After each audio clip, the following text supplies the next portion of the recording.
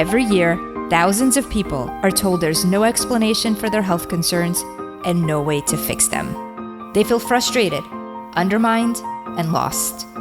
I know because that was me before I figured out the actual causes and reclaimed my health. Now, I help others do the same. I'm Ina Topiler, and this is Health Mystery Solved.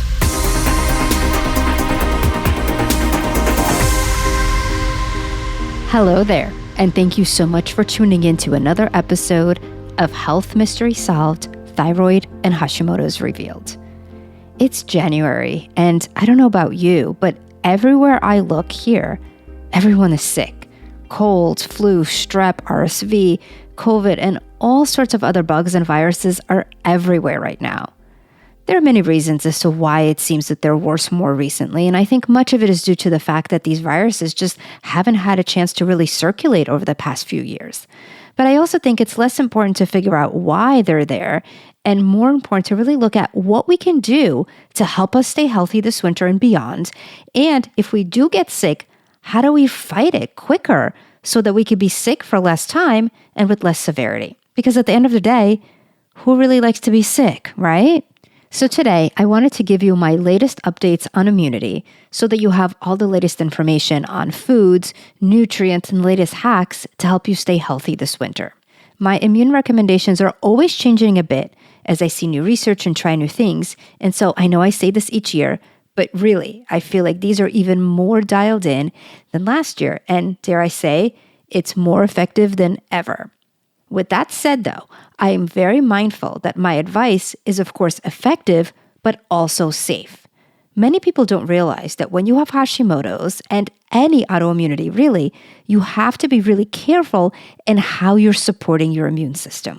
The reason is that when you have an autoimmune disease, the immune system is already overactive against your own organs. So for Hashimoto's, it's overactive to the thyroid gland, and for other autoimmunity, it's going to be overactive to some of those other organs.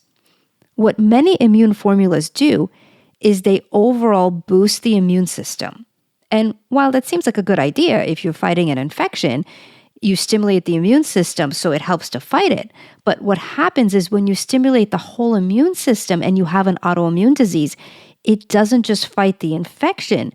It also stimulates the part of the immune system that fights your own organs.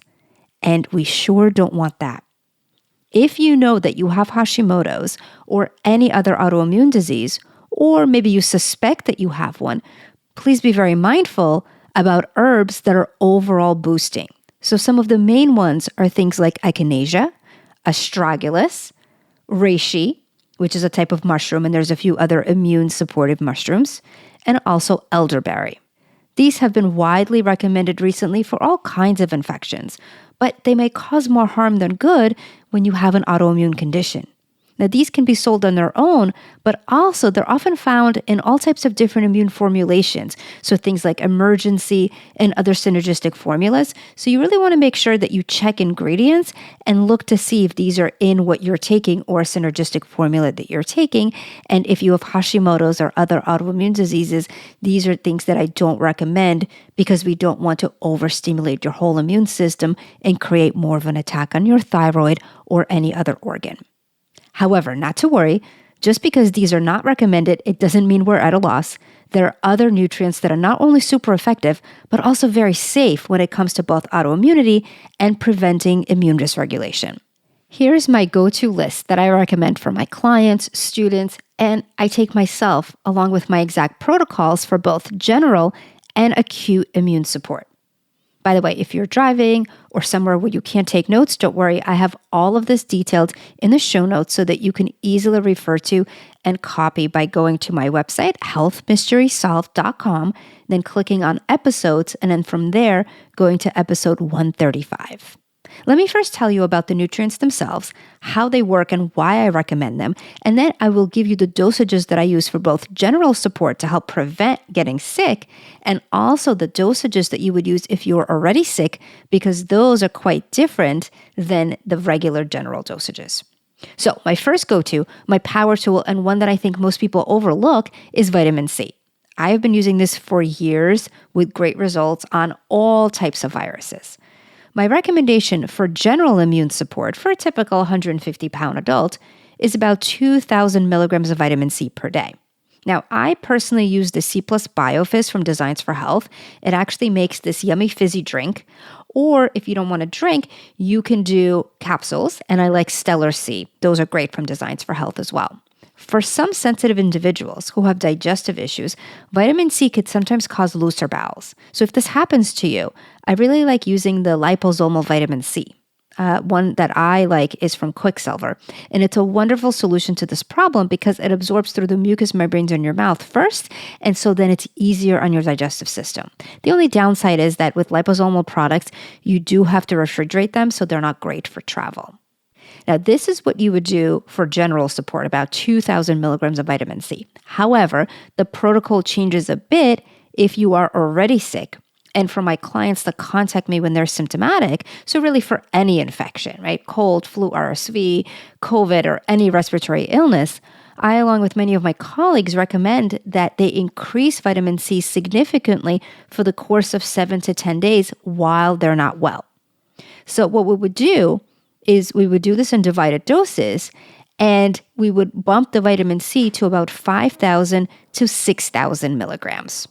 Since your body can only handle and absorb so much, I don't recommend taking all 6,000 at one time.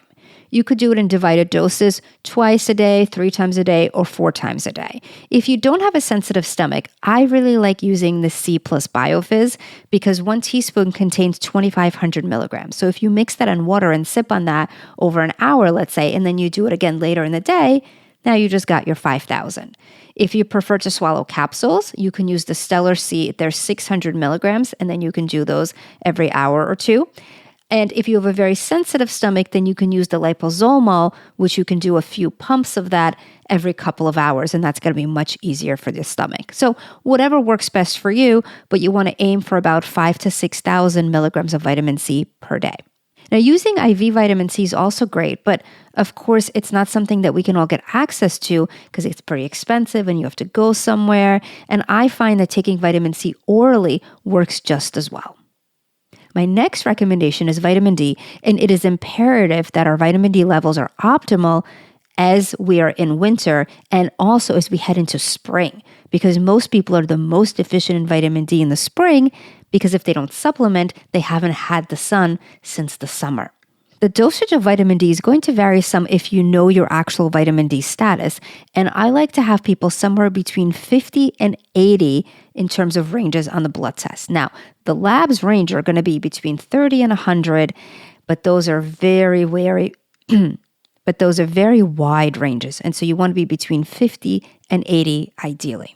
However, if you don't know your levels, but you have not supplemented with vitamin D recently, and especially if you live in the Northern Hemisphere, then 5,000 IUs of vitamin D would typically be recommended. Vitamin D is huge for balancing the immune system, which is why it's so wonderful for illness prevention, but also to help keep the immune system in place of homeostasis. This helps to prevent upregulations on your own tissues if or when an infection strikes. Vitamin D should ideally come with vitamin K so that we prevent calcification of tissues and organs. K acts sort of like a traffic cop or a navigator, and it helps to prevent calcium from depositing in areas where it doesn't belong, because when you take vitamin D, it actually helps your calcium absorption. So that's why those two should go together.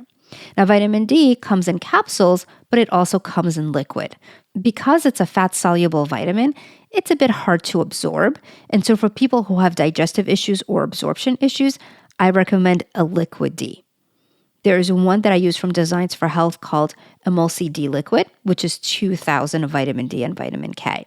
There's also another liquid called the hypoemulsi D. That one is a high-dose liquid, so 1 drop contains 2,000 international units.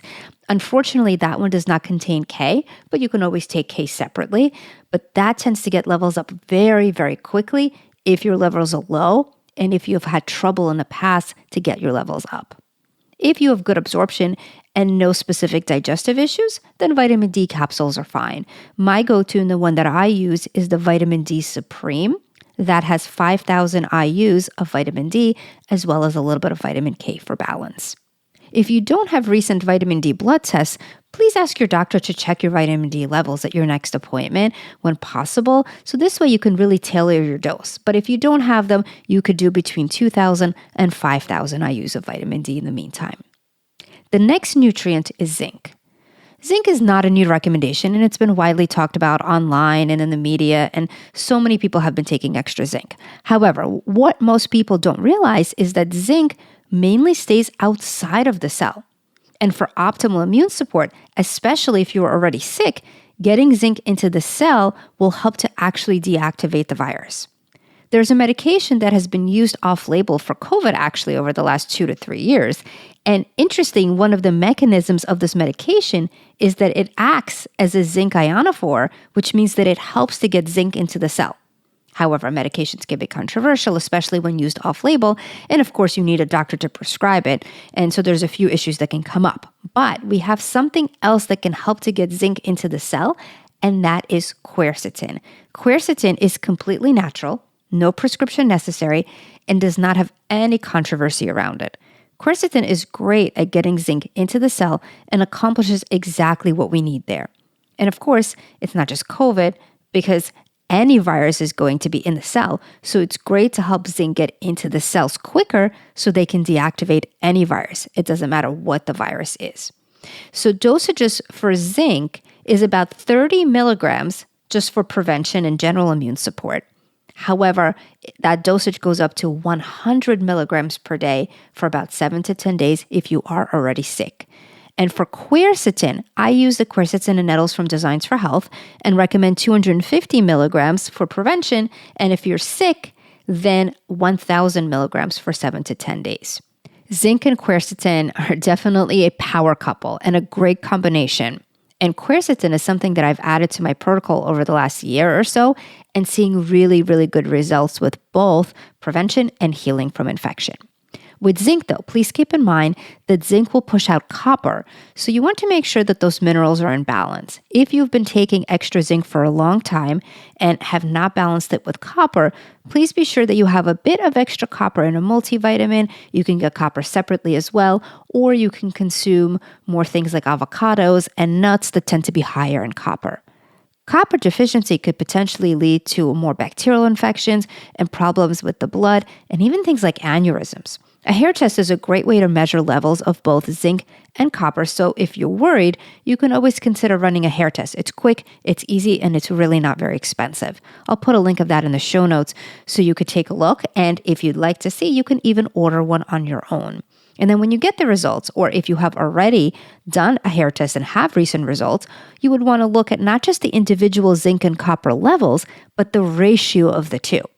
Ideally, the zinc to copper ratio should be around 8. So if you're lower than 8, then you can use more zinc. However, if you're above 8, you would need to make sure that you take extra copper along with your zinc. Or you can even have a multivitamin that has copper in it. That will help as well. My next biggie is garlic, and I love it because it works well and it works quickly. And I also typically don't see many side effects with it.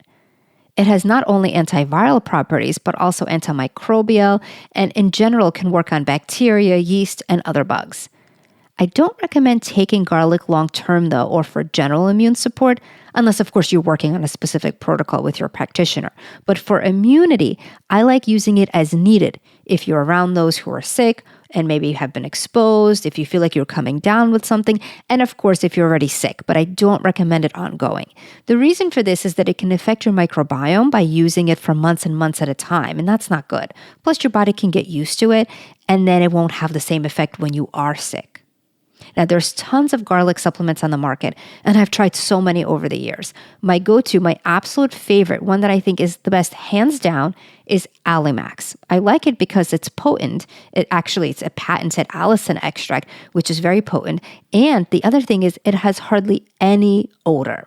If you've taken garlic pills before, you probably know that it's not always fun for others that are around you. This one is different. You don't burp up garlic. You don't really taste garlic or smell like garlic. Oh, that's a good thing. Now, I recommend 6 capsules a day, so usually 3 in the morning and 3 in the evening for the duration of the illness, so usually for about 7 to 10 days. And if you feel like you're around people that are sick or you've been exposed to something, you could just take it for a few days and that will help. It's one of those things I always have on hand and take it if Jake or Julia come home with a runny nose or if I'm feeling off. It works so well and so quickly as well. I actually even have Jake and Julia take it. It comes in capsules, but I open the capsule and I put a little bit on a spoon and I usually mix it with applesauce or another kind of food. And then I have them take it. They're used to it now. They know, okay, we need to take our garlic. Our nose is runny. If you do open the capsule, you do smell it a little bit. So when I give it to them from an open capsule mixed with food, there is a little bit of a garlic odor that way. But if you were to swallow the capsule, I promise it's really, really mild, and I find it better than most other garlic supplements out there. There are 2 others that have been staples for me both at home and in my practice in the last year, and those are liposomal glutathione and SPM. And the reason for that is those 2 work as natural anti-inflammatories, antioxidants, and immune balancers. So this is not something that you have to necessarily take on a daily basis, though if you have a lot of inflammation, it does help a lot.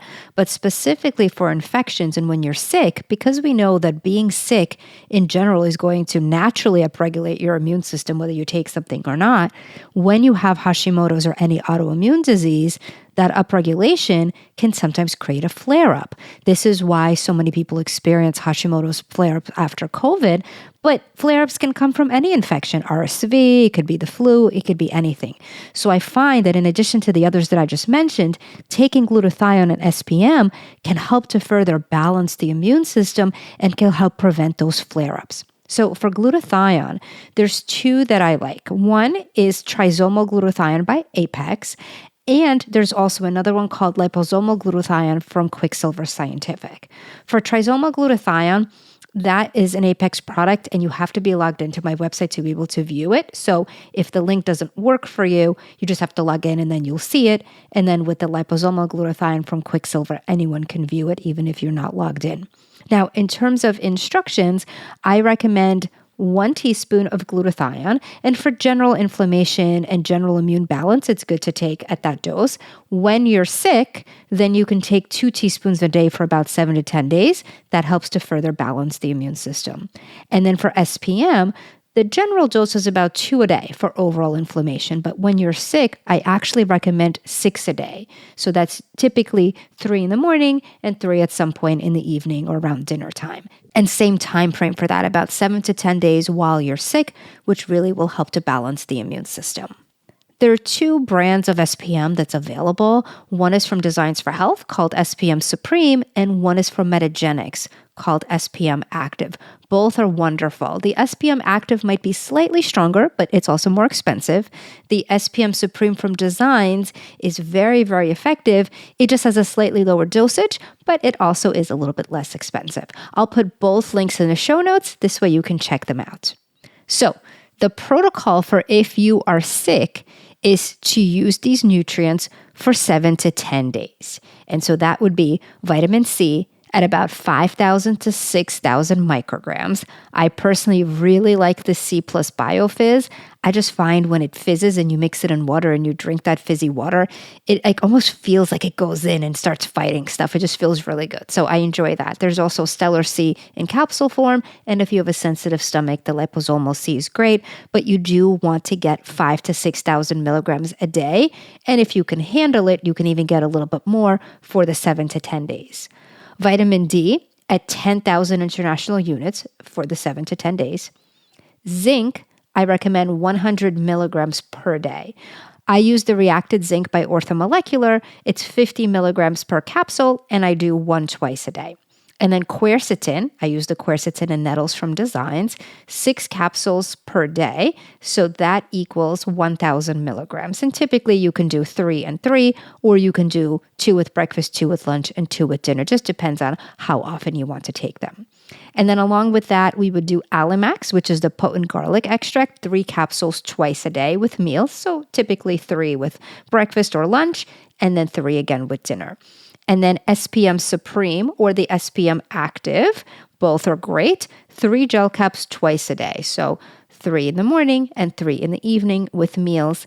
And lastly, the glutathione, and you can use either the trisomal glutathione by Apex or the liposomal glutathione by Quicksilver Scientific. If you're using the trisomal, you would be doing 2 teaspoons a day. And if you're using the liposomal by Quicksilver, you would be doing 4 pumps per day.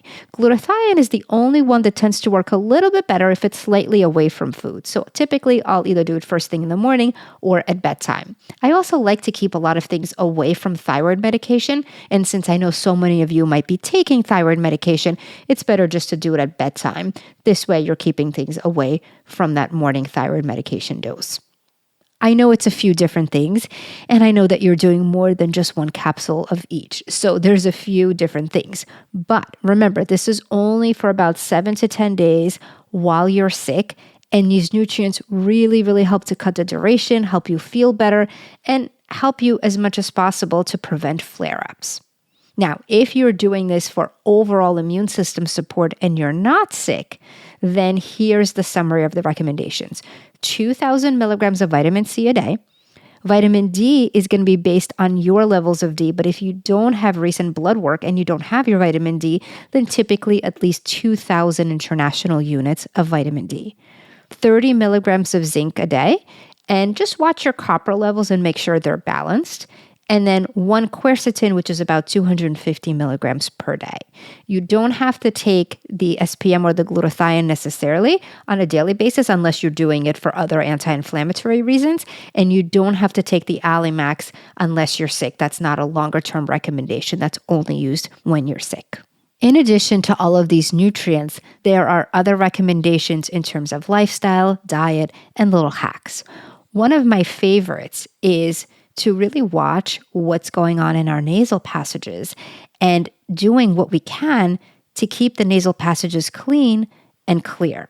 And that's because when you're exposed to an infection, it hangs out in your nose for a little bit and it incubates in there. And then from there, it goes down and starts to create bigger problems. So if we keep the nasal passages clean and clear, we actually can fight the infection before it goes in and creates other issues. So I personally use the Neil Medi, and that's similar to a neti pot, but in my opinion, I think it's easier to use because it's a bottle that has a little straw and then a little hole at the top.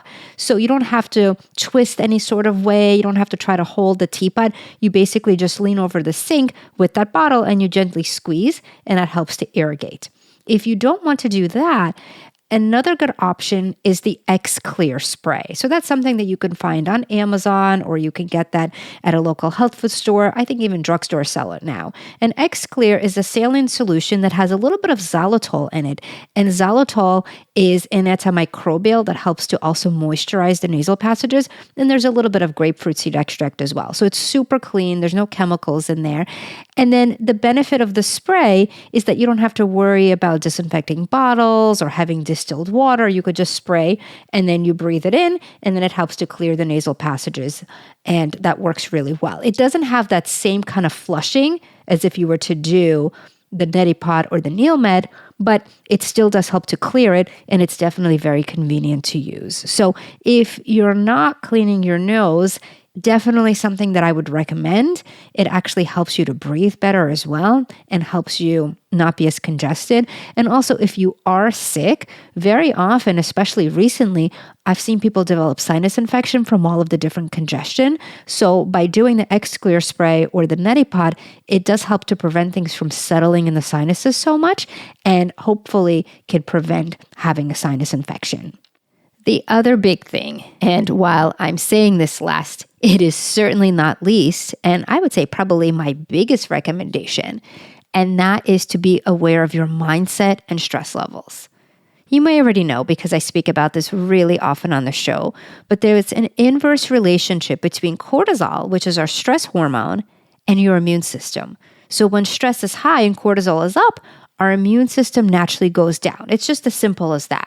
So anything that you can do to keep your cortisol down and stress low is going to be key for you and your immune system. Now, as much as I love supplements, all the supplements in the world will probably not do all that much if you're super stressed. Anything that you can do to lower your nervous system, such as breathing, meditation, taking time for yourself, listening to music, dancing, laughing, you name it, it's going to help. So try a multifaceted approach. And if you're listening to this and saying, yeah, I know I'm stressed, but who isn't? It's just a way of life. I get it. But please do keep in mind that stress is likely affecting you more than you probably realize. And your immune system is the first thing that can go.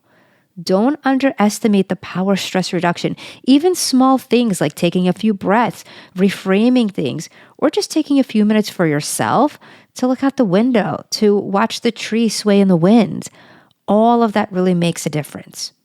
Also, remember that stress is all about perception. Two people can experience the same event, but their perception and therefore how they see it or speak about it to both themselves and to others is going to make a difference.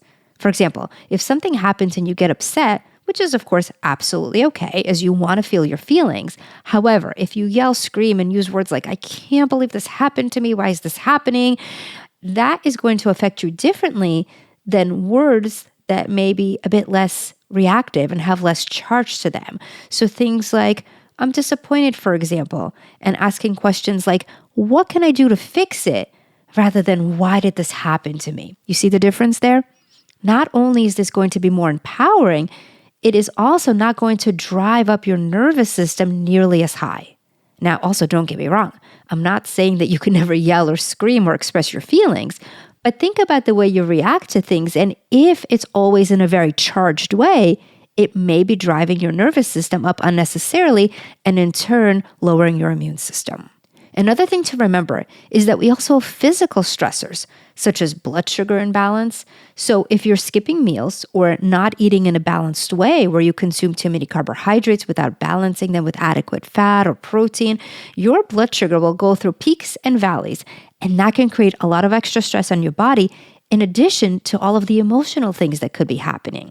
So when you're planning your day, please be sure that you're eating regularly and that you eat in a balanced way. So every meal should contain a good amount of protein, lots of good, clean, healthy vegetables. And of course, you can have carbs. Just try not to have carbs by themselves. Always try to balance them with some protein and some fat, and that will help to keep your blood sugar balanced. And when it comes to mindset, while of course you need to take all the proper precautions and steps to help your body be at its best, try also to adapt a mindset that your body is strong, that your body knows how to fight infection, and your body knows how to heal. Having the right belief system is going to make everything work better. So to help our immunity, let's get our diets in check, take the right nutrients that are both effective and safe, manage our stress, and create a more positive mindset. Adapt the attitude that you can and will stay healthy this winter and that your body is strong. You got this, my friend. And if you found this episode helpful, would you please share it with a friend or a family member? Also, I would love it if you could share it on Instagram. I love to repost these. And keep in mind that the answers are out there and there is hope. I'm Ina Topiler. Thank you so much for listening, and I will see you next time on Health Mystery Solved, Thyroid and Hashimoto's Revealed. All information, content, and material on this podcast is for informational purposes only and is not intended to serve as a substitute for the consultation, diagnosis, and/or medical treatment.